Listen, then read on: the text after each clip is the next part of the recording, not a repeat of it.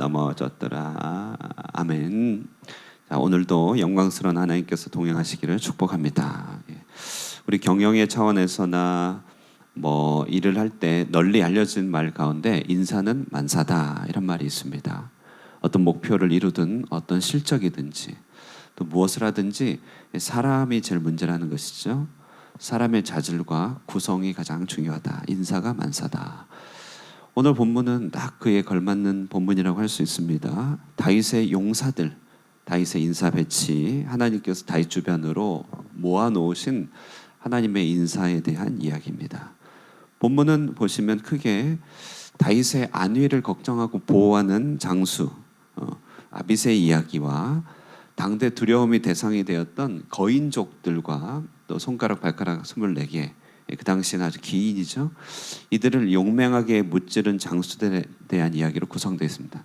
실제로 오늘날에는 기후 변화로 인하여서 이런 거인족들이 잘 없지만 예전에 화석이나 역사 자료를 보면은 동네마다 또 마을마다 이렇게 엄청난 거인족들이 좀 활동했다고 합니다. 오늘날 간혹 한 번씩 농구 선수들을 통해서 이 거인족이 드러나는데 이들은 그 당대에 굉장한 아주 용맹한 위협의 대상이었죠. 자, 오늘 본문을 이해하기 위해서 우리는 사무엘하, 우리가 읽고 있는 사무엘하 말미에 있는 이 본문 배열을 알아보는 것이 좀 도움이 됩니다. 자, 이 사무엘하 이 마지막은 어제 말씀드렸듯이 사무엘서 기록을 전체를 마무리하는 에필로그 성격을 가지고 있다고 말씀드렸습니다. 사무엘서의 프롤로그는 사무엘이라고 하는 말씀의 종의 탄생과 한나의 이야기와 관련돼 있죠. 이를 통하여 말씀의 씨, 하나님 나라의 말씀의 통치가 어떻게 시작되었는지를 프롤로그로 보여줍니다. 그러면서 사무엘을 통하여 나라가 세워지고 사울이 세워지고 다윗이 세워지는 모든 여정을 그리고 있죠. 이 맨 마지막에는 몇 가지 단편의 이야기들을 모아서 말씀의 통치가 어떻게 잘 적용이 되었는지를 보여주면서 사무엘하를 마무리합니다. 그러니까 우리가 보고 있는 이 본문은 어제부터 역사 순서대로 기록된 것도 아닙니다. 어떤 기록이냐면 이 이스라엘 왕국의 특성을 마무리하고 정리해주기 위한 단편들입니다. 이 단편들이 6개가 배열되어 있는데 6개가 아주 특징적으로 대칭을 이루고 있습니다. 성경을 조금 보면은요, 어제 리스바 스토리와 맨 마지막에 아라우나의 타작마당 스토리가 대칭을 이루고 있습니다. 두 이야기가 그렇게 에필로그의 첫 부분과 끝 부분을 차지하고 있습니다.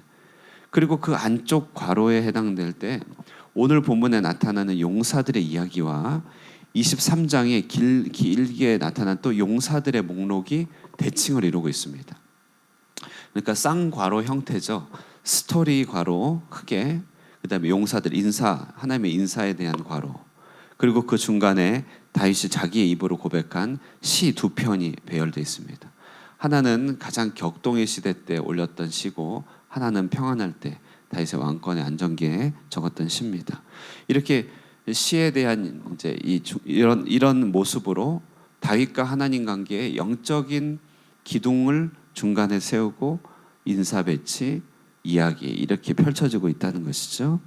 자, 그러니까 보시면요, 하나님과의 관계와 관련된 영적이고 하나님과의 친밀한 관계가 기둥처럼 중간에 있고 주위로 함께한 사람들의 이야기, 끝으로 왕으로서 처신한 왕국의 이야기 이렇게 그려져 있습니다. 이것이 사무엘하의 에필로그입니다. 자, 그런데 이것은 우리들의 이야기고 우리들의 삶을 정리하는 이야기이기도 합니다. 그렇죠? 우리가 삶을 정리할 때 어떻게 정리하면 좋겠습니까? 하나님과 우리 사이의 한중간에 하나님과 우리 사이의 관계에 대한 기둥이 있죠. 하나님께 대한 직접적인 고백들, 우리의 기도, 찬양의 내용들이 한중간입니다. 그리고 그 주변으로 우리와 함께 하였던 사람들의 목록들이 있을 것입니다. 처음에는 불신자의 목록이었겠죠. 처음에는 하나님과 관련이 없는 자들의 목록이었다가 점점 하나님과 비전을 함께하는 사람들의 목록으로 우리 주변들의 관계망들이 채워져 갑니다. 그리고 끝으로는 우리의 삶과 우리 교회 생활 가운데 있었던 여러 결단들, 선택들이 이뤄낸 하나님 나라의 현장의 이야기들이 펼쳐지는 것이, 이것이 우리의 삶의 정리입니다. 우리가 마지막 본 사무엘의 마지막 본을 이렇게 정리하면서 이렇게 오늘 본문을 볼 때 본문의 맥락이 훨씬 더 잡히는 것이죠. 자, 이런 이제 정리를 통하여서 오늘 본문을 통해 교훈을 한 두 가지 생각해 볼까 합니다. 첫 번째, 하나님께서는 자, 오늘 본문을 통하여서 우리가 당신의 나라를 위한 용사가 되기를 원하신다. 우리가 하나님 나라를 위한 용사로 세워지기를 원하신다. 오늘 이것을 얘기하고 있어요. 오늘 본문 전체를 통해 이렇게 전해주는 가르침입니다. 자, 오늘 본문을 보면요, 용사들 4명의 목록이 나옵니다. 그런데 이 4명의 목록은 거인족을 무찌르고 각각의 소개된 거인족들, 굉장히 두려움이 대상이 되었던 거인족들을 각각 어떻게 누가 상대하였는지를 보여주면서 그들을 특별한 용장으로서 소개하고 있는 본문입니다. 자, 그런데 생각해 볼 것은 오늘 본문에 이 용사들이 기록할 때 이 용사들이 원래는 처음부터 용사들이 아니었습니다. 그렇지 않겠습니까? 이들은 그저 지방의 평민이었죠. 그런데 그들 가운데 다윗이 블레셋을 무찌르고 다윗의 왕궁이 일어서자 이들도 평민에서 용사로 변모하게 된 것입니다. 특히 오늘 본문의 스루야의 아들 이 아비새라는 인물은요, 다윗의 외조카입니다. 외조카. 그리고 맨 마지막이 요나단이라는 인물은 다윗의 친조카입니다. 그러니 무슨 말입니까? 이들이 다윗이 왕으로 세워지지 않았다면은 그냥 그들의 관계도 외삼촌과 조카, 삼촌과 조카의 관계로 끝날 수밖에 없는 그런 위치였는데, 다윗의 나라가 일어서면서 이들도 자리를 찾아가면서 이들의 역할이 변모하여 마침내 거인족을 무찌르는 용장이 되었다는 것을 보여주고 있습니다.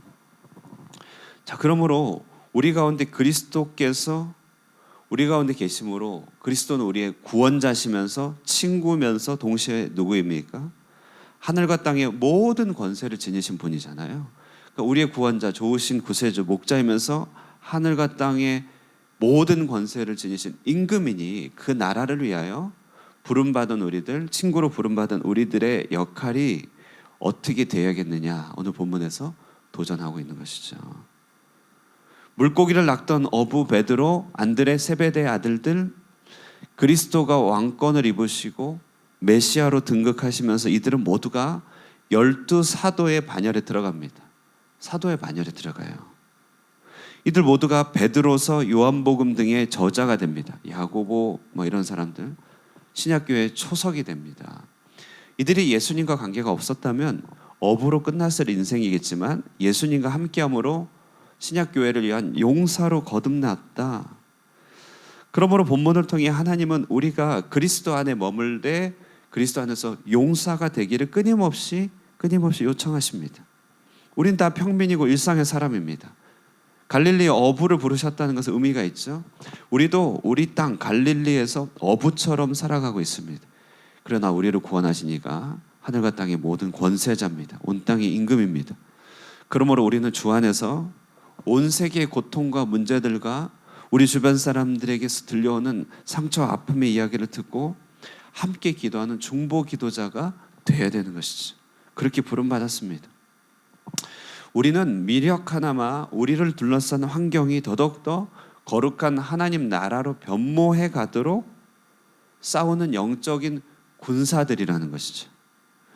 우리와 우리 자녀들을 말씀으로 성령으로 모장시키고 주님께로 이끌어갈 전도자입니다. 우리는 하나님께서 세우신 이 교회, 하나님의 씨앗인 이 교회를 잘 관리하고 성장시키며 부흥시켜 나가는 영적인 전도자 군사들인 것이죠. 디모데후서 2장 3절에서 4절에서 말합니다. 바울이 디모데에게 이래요. 너는 그리스도 예수의 좋은 병사로 나와 함께 고난을 받으라.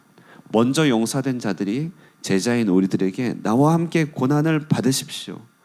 병사로 복무하는 자가 자기 생활에 얽매이는 자가 하나도 없나니 이는 병사로 모집한 자를 기쁘게 하려 함입니다. 이렇게 얘기하고 있어요. 주님이 우리를 용사로 보시고 부르셨다는 것이, 우리의 현재를 보고 부르신 것이 아니라 주님의 뜻 가운데 세워질 모습으로 부르셨습니다. 우리는 주 안에서 영적인 거인으로 부름받았어요. 그렇게 주님이 부르셨다면 우리 또한 그렇게 될 수 있는 줄로 믿는 것입니다. 본문을 통하여 우리에게 용사로 부르셨음을 들으시고 나아가시길 바랍니다. 두 번째, 본문을 통해서 우리에게 주시는 하나님의 교훈은 뭐냐면요, 그리스도 이름의 영광의 빛을 꺼뜨리지 않도록 부탁하셨다. 주님에게 부탁하신 것, 그 영광의 빛을 꺼뜨리지 않도록 부탁하셨다. 오늘 본문 특별히 15절 18절 보시면 다윗의 모습을 소개할 때 다윗은 용맹한 왕이 아니라 약해져 있고 지쳐 있고 위기에 처해 있는 모습으로 등장하고 그리고 있습니다.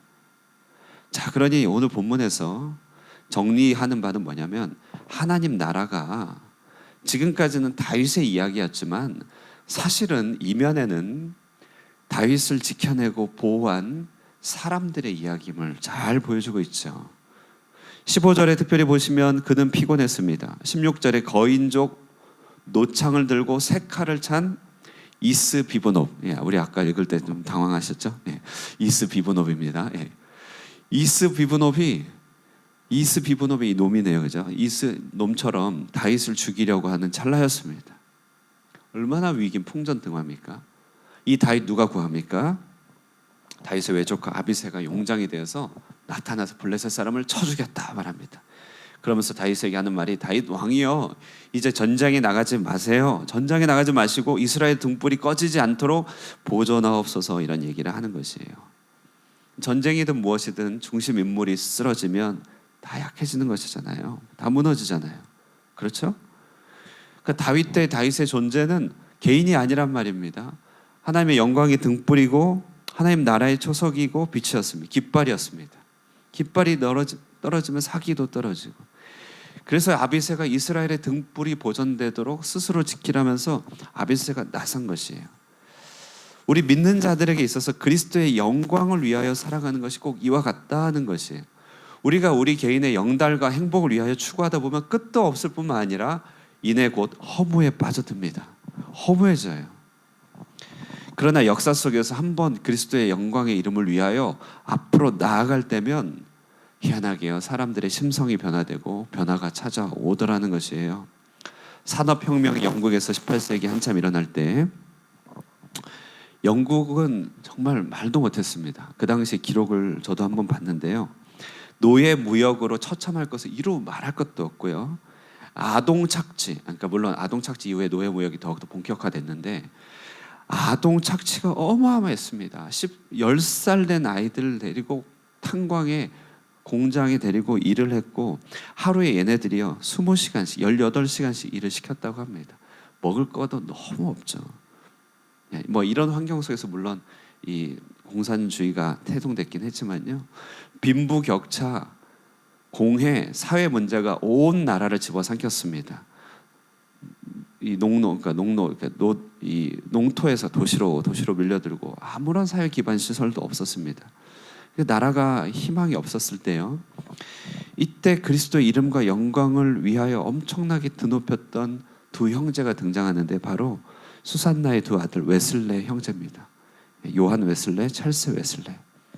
이들이 어렸을 때부터 신앙 안에서 자라면서 모닥불 기도회, 이렇게 들어보셨죠? 기도회 하면서 영적인 부흥을 일으키고 예수님의 예수 이름을 드높이고 예수님의 이름을 전했습니다. 사람들을 책망하고 꾸짖고 온전하게 했습니다.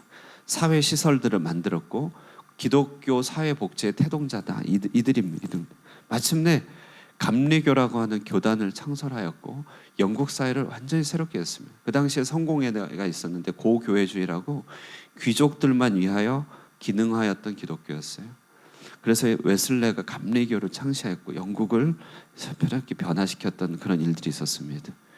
그러니까 그리스도를 위한 열심이 산업화의 어두운 그늘에 갇혀있던 사람들에게 희망의 빛을 던져줬고, 이 영국이 장차 이제 유럽 사회를 상당히 영향을 미치는데 큰 역할을 하게 되었던 것이죠. 종교개혁기와 같은 거대한 시대 변화기도 역시 그랬을 뿐만 아니라, 큰 이야기뿐만 아니라 여러분, 한 가정 안에서 단 한 사람만 그리스도의 영광을 위하여 끊임없이 목말라하고 애태하고 기도하면요, 모든 것들이 변해갑니다. 이스라엘의 등불이 꺼져가지 말게 하옵소서. 이 한 줄의 말은 우리가 길을 갈 때나 숨을 쉴 때나 어디에 있을 때든지 우리 마음속에 되새겨야 되는 말입니다. 주님의 영광이 이 땅 가운데 땅에 떨어지지 않게 하옵소서. 그리스도의 이름이 항상 높임받길 원합니다. 그 이름에 합당한 값어치대로 인정받길 원합니다. 50만 동의 값어치가 그 값어치대로 인정받아야 되잖아요. 그렇지 않으면 바가지 썼다 그러잖아요. 화폐같이 떨어졌다 그러잖아요. 그리스도의 영광의 이름이 그 값어치대로 드러나길 원합니다. 우리 주변에 보면 수많은 우상 단지들이 얼마나 많습니까? 하나님의 광대하신 이름을 초코파이나 먹는 이런 조악한 신상으로 만드는 이 땅의 문화적 현실을 보면서 안타까운 마음이 드는 것이죠. 주님의 이름이 어딜 가나 합당하게 인정받길 원합니다. 그래서 우리의 영광을 위해서 살아갈 때는 갈 길을 잃어버리지만 그 왕을 위하여, 라틴어로 프로 레게 이렇게 얘기합니다. 그 왕을 위하여라고 할 때 우리의 삶은 변해갑니다. 우리의 입술에 찬송이 그치지 않게 하길 원합니다. 그리스도의 이름이 일신의 안락보다 천대받을 때 우리 가운데 거룩한 분노가 일기 원합니다. 우리 삶의 수많은 거인족들이 그리스도의 이름을 잠식시키고 이 땅에서 자치를 감추려 하고 이 땅에서 그리스도의 이름을 내쫓으려고 할 때 용맹하게 일어날 수 있기를 바랍니다. 믿는 무리와 함께 기도하고 우리의 교회 안에서, 가족 안에서, 이 땅 가운데서, 한인들 가운데서 복음의 영광이 드러나기를 함께 힘쓰는 저와 여러분이 되기를 바랍니다. 이와 같이 용사로 세워지길 믿음으로 받아들이기 바랍니다. 그리스도의 이름이 영광을 위하여 쓰임받기를 원합니다. 이 두 가지 마음에 품고 기도하시면서 우리 주님과 교제하시고 돌아가시는 복된 여러분 되시기를 주님의 이름으로 축원드립니다. 기도하겠습니다. 은혜로우신 하나님 감사합니다. 오늘도 주님의 말씀 묵상합니다. 다윗의 나라를 마무리하고 말씀의 통치를 정리할 때 특별히 용사들의 목록을 보게 됩니다. 이들을 통하여 하나님 나라가 하나님 어떻게 보존되고 이끌어졌는지를 기억하게 됩니다. 하나님, 이들을 통하여 우리도 또한 왕으로 높임 받으신 그리스도께서 우리를 용맹한 용사로 부르고 계심을 듣습니다. 주께서 부르셨으니 또한 그렇게 이루실 줄 확신합니다. 우리 자신을 보지 않게 하시고 부르시는 주님의 음성 듣고 용맹한 용사로 거듭나 그리스도를 위하여 하나님 함께 고난을 받는 좋은 병사가 되게 하여 주시옵소서. 이 땅에서 그리스도 영광의 이름이 높임받기를 사모하게 하여 주시고 땅에 떨어진 그리스도의 이름으로 인하여 가슴을 치며 애통해하며 함께 중보하며 기도하며 나아가 하나님 나라를 앞당기는 주의 종들 되도록 축복하여 주시옵소서. 프로레게 그 왕을 위하여 나아가는 오늘 하루 주님 동행하여 주시고 모든 기적의 역사로 함께하여 주시옵소서. 예수님의 이름으로 기도드리옵나이다. 아멘.